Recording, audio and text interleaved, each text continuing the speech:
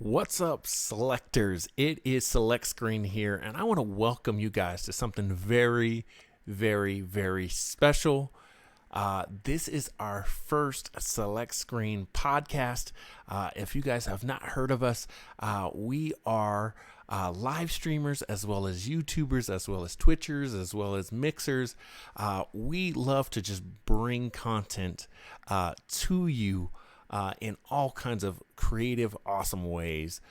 We are creators that love to give you a clean stream or a clean way to get new content. We do reaction videos, we do live playthroughs of PlayStation 4, Xbox games, all the way back to GameCube, Nintendo. We do all of that stuff. But ultimately, we love just hanging out with our connectors and just reviewing and reacting to things that you love. And so one of those things is the brand new 2020 NBA season. Yes, the NBA season starts Tuesday, which it's Monday at the time of this recording. But I'm going to project and say, all right, it's coming up. It's coming up. Tomorrow. I'm so excited for the NBA season, man. Last season was so exciting, and I thought, what could I do to just kind of give you guys an idea of what my thoughts are for the season, why I'm excited for the season, and I couldn't think of a better way other than to go through. I saw this article, and it is it's a CBSSports.com's article on the top 10 storylines of the 2019-2020 season. Is basically, I call it the 2020 season because, by the end of the season, it'll be the 2020 season. So that's what we're going to get into today. But before we do, if you're listening to this on Spotify or iTunes or anything like that, check us out at twitch.tv/select screen. My sister also streams with me. She's over at twitch.tv/Elmo172331.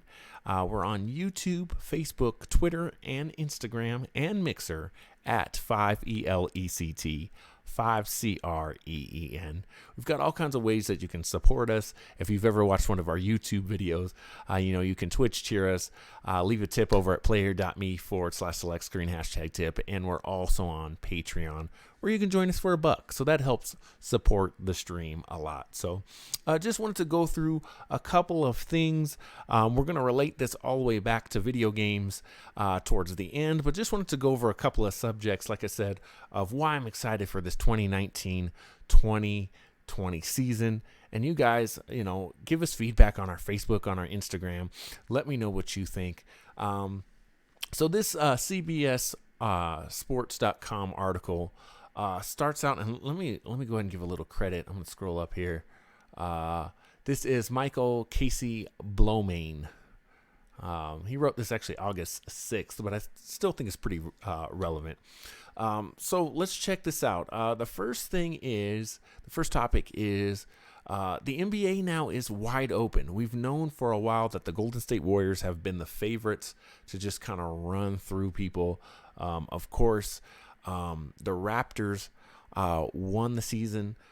They are the defending champs, and DeMar DeRozan, if I'm saying his name correctly, he is the Raptor leader right now.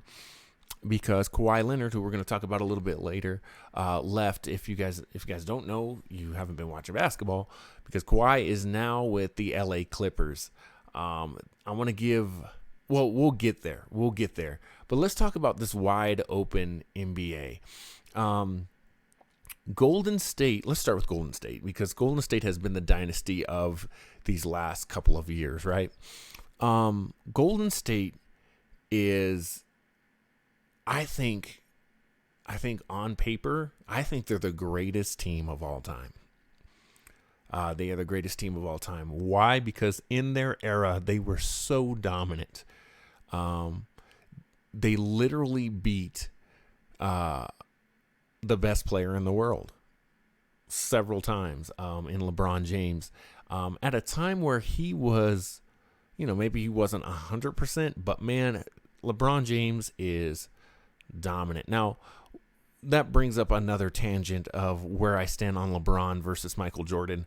I'm going to tell you, this is the first podcast, I'm going to tell you from the jump, I am going to put Michael Jordan over LeBron James as the best player of all time. I think Kareem is right there. I think Bill Russell is there. And I think LeBron's up there. I think LeBron, for me, is in the top 5. I'm a players guy, so you'll hear me talk a lot about which players I like over which teams that I like. Now, with that being said, I'm a hometowner. I'm in Colorado, so I'm all for the Broncos. Notice I got them out of the way. The Rockies, the Nuggets, and the Avalanche. I really don't mess with soccer too much with the Rapids, but at least I know the Rapids exist. That's good, right? So that being said, I'm always a hometowner. I want to see my home team win. This is probably a good episode for me to define those things. So if it's any of those teams against anybody else, I'm always picking those teams. I want my teams, my hometown team, to win. That being said, underneath that, I have teams that I like because of other players. In this last generation, my favorite basketball player was Dwayne Wade. I just love the way he played. I think he played both sides of the basketball really, really well. And so it's cool. This is kind of bringing me back to my point about a wide open NBA. It's cool to see that we're getting back to that to some degree. We're back to kind of like the duos, the John Stockton and Karl Malones, as opposed to these, stacked teams of Golden State with Durant and everything like that.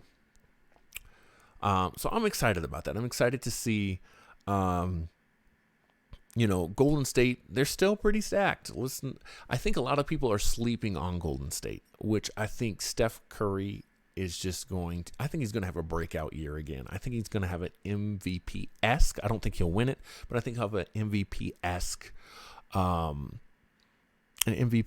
season. He's coming. He's coming back. I think Klay, man, I think we're going to see a different side of Klay now that he's been injured and had a major injury in the way that he went out. I think that is going to be huge. Let's see. Switching gears a little bit, we talked about Golden State. They were the elephant in the room. Let's talk about what happened with them, the destruction of Golden State's dynasty, right? Kevin Durant going to Brooklyn. How do I feel about this? I think, again, the parody of it all, a wide open NBA, I think that's great. I think that's a really awesome thing. But at the same time, I'm just like, I'm a little bit over Kevin Durant. He's very much tried to make this victim kind of thing work for him, where he's like, how come no one says I'm the best player, and why is LeBron better than me, and I've won all these championships and I left and blah, blah, blah, blah, blah, and now I'm hurt because I didn't fit in with Golden State. Here's my thoughts on this, guys.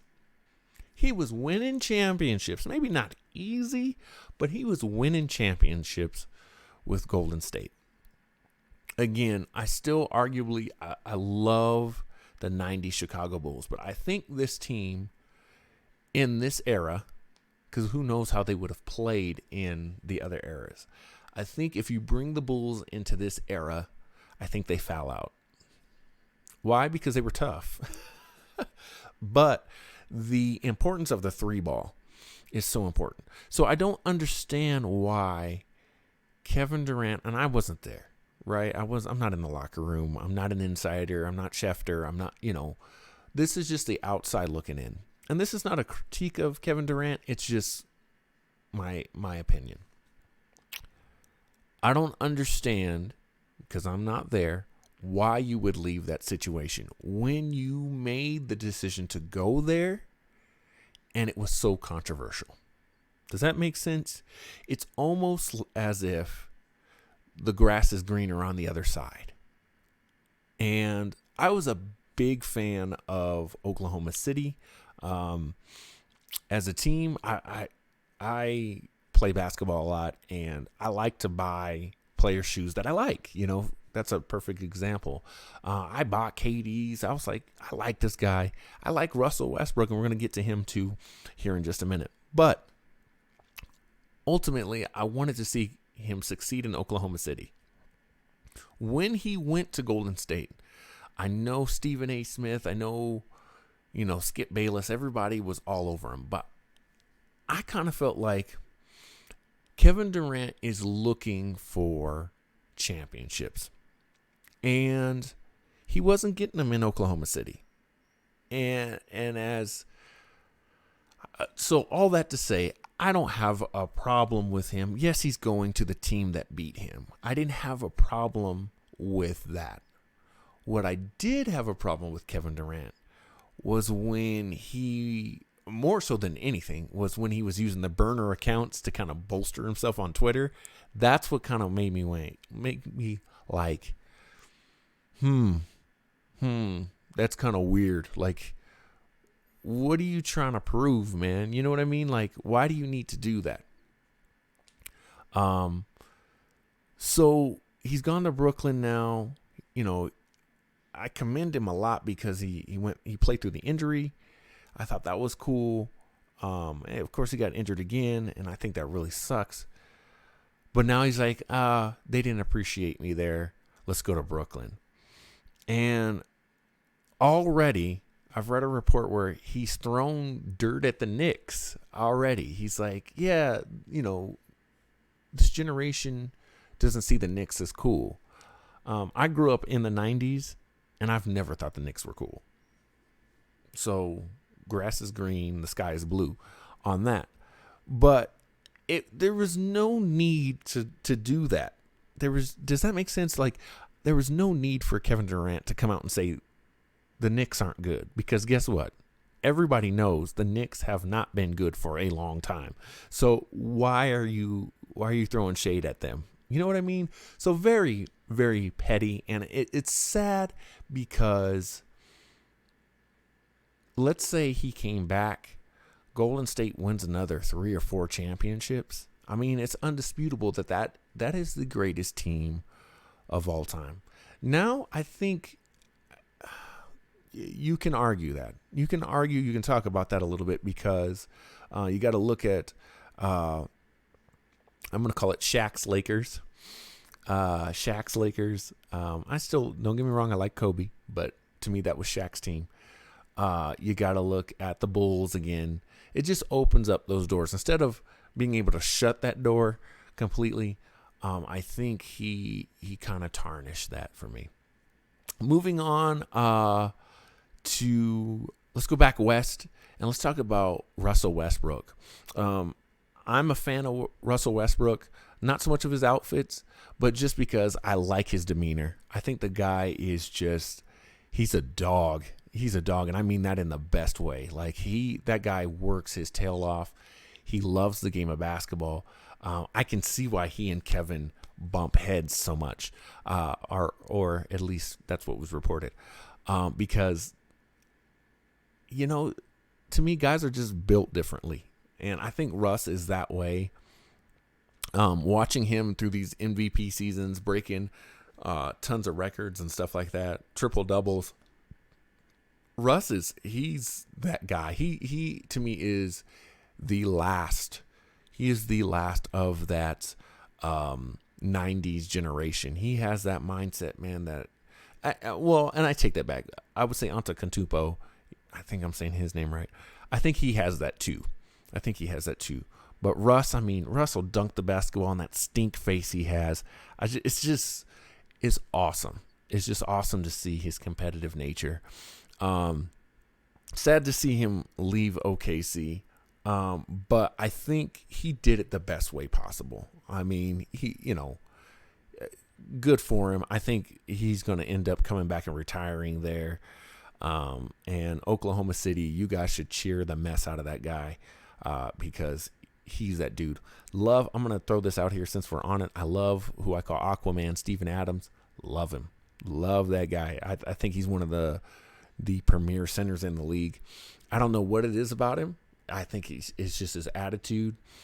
He just seems like a good guy. Like, if he came to my house and was like, hey, could I borrow a cup of sugar? I'd be like, dude, you can go in my house and grab it. Like, he's that kind of dude. I just like Steven Adams. I don't know. On the flip side, we got Chris Paul now in OKC, and I'm just like, bro, it's time to hang it up. It's time to hang it up. I know there were rumors that he was going to, play till maybe the All-Star break and then, kind of move on, maybe get a trade or something like that. I don't know. I've never been a Chris Paul fan. When he was in New Orleans, when he went to the Clippers, I don't like the All-State commercials. I don't know what it is about the guy. I'm just not a big fan. Now, that brings me to Russ and Harden down in Houston. Interesting. Everyone's saying they can't play together. They won't share the ball. They did it in OKC. Now, Harden, I know what you're saying. Harden is not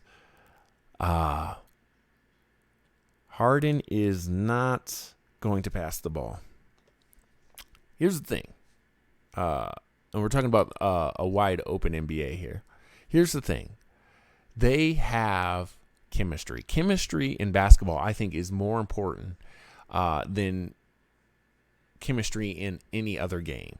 When you play football, right, it's not necessarily like a quarterback throwing to a receiver. Chemistry is good, but really it's about timing.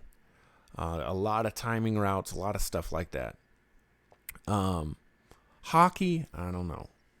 Shout out to the Avalanche. I don't think I mentioned the Avalanche. Go Avs. I don't know about hockey so much, but basketball, it's imperative that you understand where other players like to be, where they like their shots, how they like to receive passes. That stuff counts. It really does matter. And that's why, going back to my Nuggets, I love Jokic, man. I love Jokic. And I'm really into this duo of Murray. We're going to talk about my Nuggets in just a second. Let me go back to Houston. This duo down in Houston, I think they're going to be something else.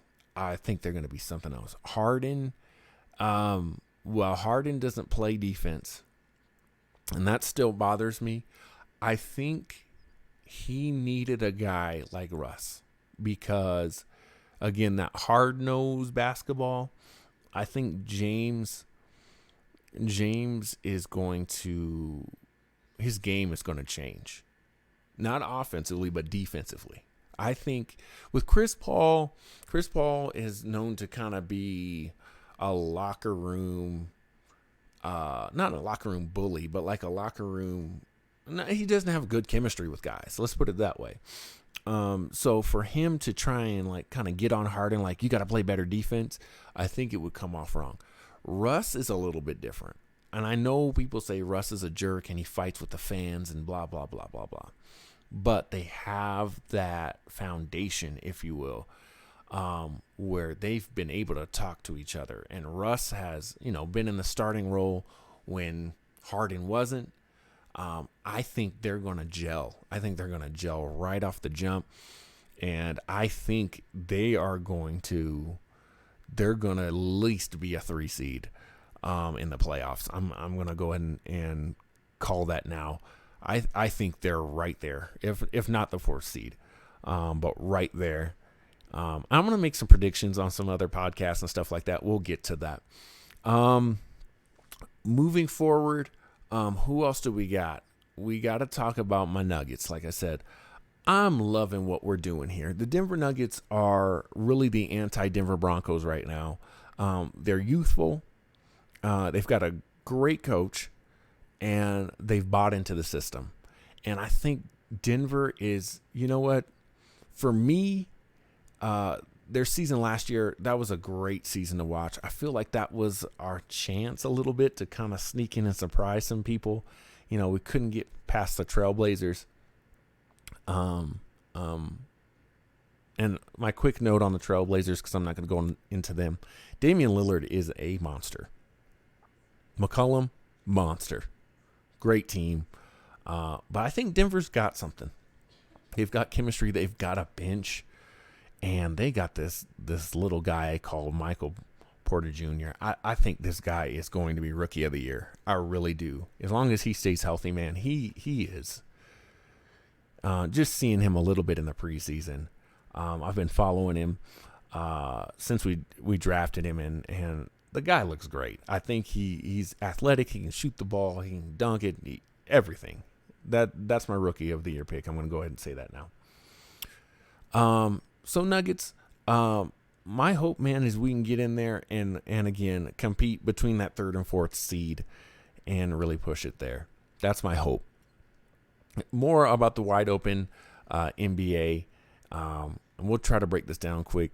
LeBron in LA. Now we got Anthony Davis. I've never been high on Anthony Davis, but apparently he makes a difference. A lot of people are saying he's the best big man in the league. For my money, I like Antetokounmpo better. I just do. I feel like, again, he's got that killer instinct. I don't know. Anthony Davis kind of likes that Batman, that Robin role, as you'll hear on a lot of sports talk, which is fine with LeBron. Again, I think they're going to turn it around. Losing Lonzo, losing Ingram, those guys down in New Orleans. I think they're going to be okay. McGee, I think McGee gets better every year. And then you had Dwight Howard, who I've never been up on. I think he's discount Shaq.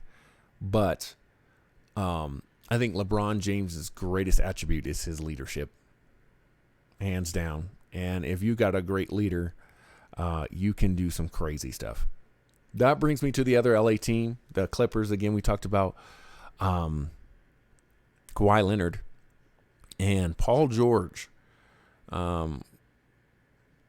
with Patrick Beverley. I mean, that's a defensive squad. I want to see from them if they're going to stay healthy. A lot of people are picking the Clippers to win the whole thing. Here's the thing. Here's the thing about that is I think LeBron has been missing something. And it's not heart. Don't hear me say that LeBron's missing heart. LeBron was missing an angry motivation. And again, I'm not saying he wasn't motivated. I'm saying if you look at him in Miami, which again, I was a big Miami fan because of Wade. When LeBron got that Kobe-esque Mamba mentality, I think LeBron is absolutely, he's immovable. His nickname should be the Juggernaut because he just runs through people. I watched a play about last week sometime where LeBron came off of a screen and it was he got the perfect matchup. He came off the screen in LA and Steph Curry comes up. Now Steph Curry is like 6'4", $180, something like that.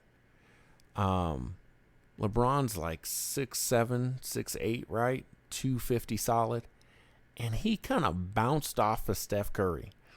But not in a good way. Steph kind of just pushed him off his block a little bit instead of him just powering through and being able to go up and dunk this basketball.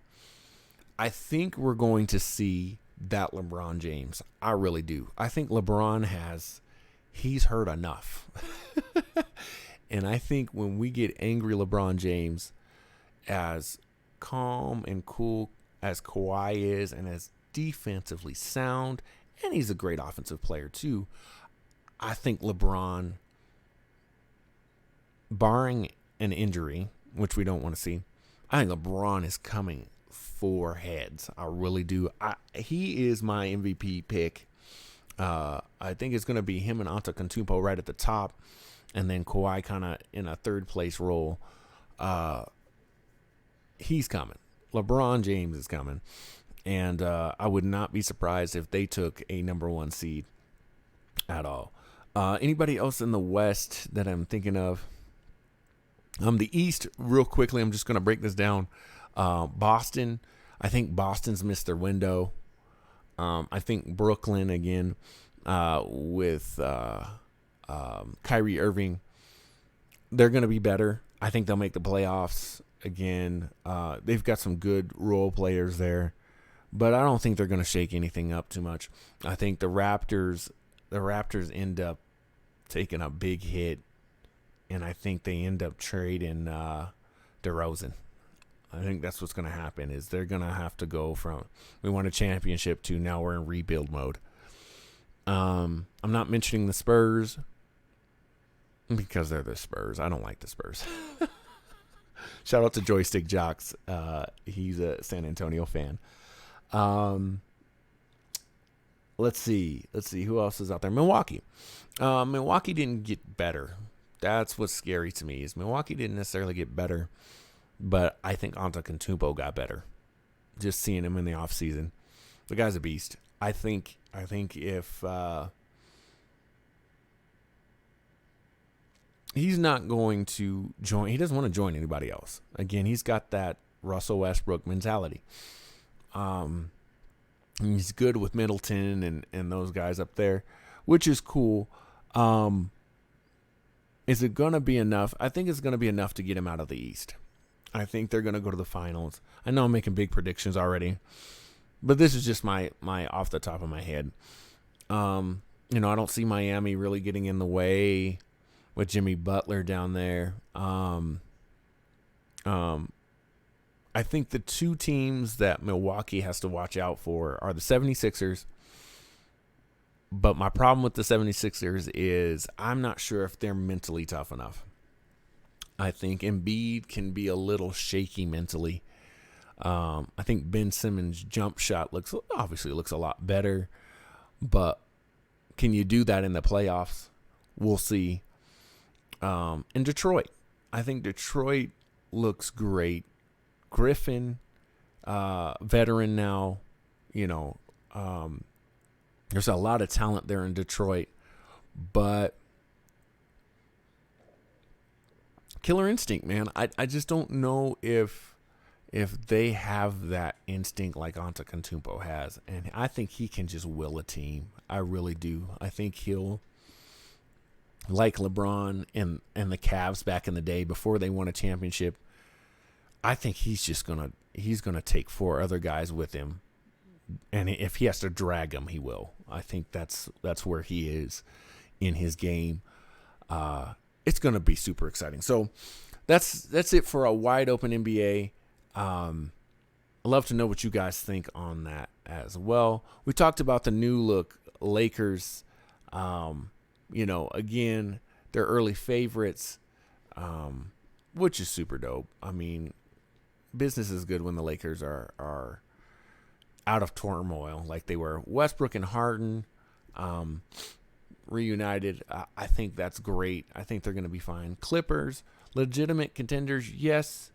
I love Paul George, but it's going to depend on him. Paul George, Patrick Beverley, they're going to have to step up. And Patrick Beverley's been putting in work. I mean, that guy's a heck of a defender, man. He's got that hard nose, too.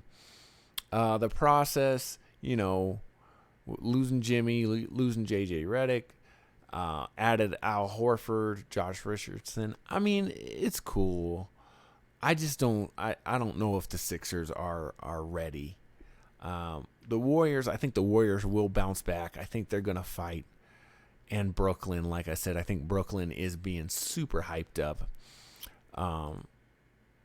Because it's Brooklyn and the East Coast want something. They want something.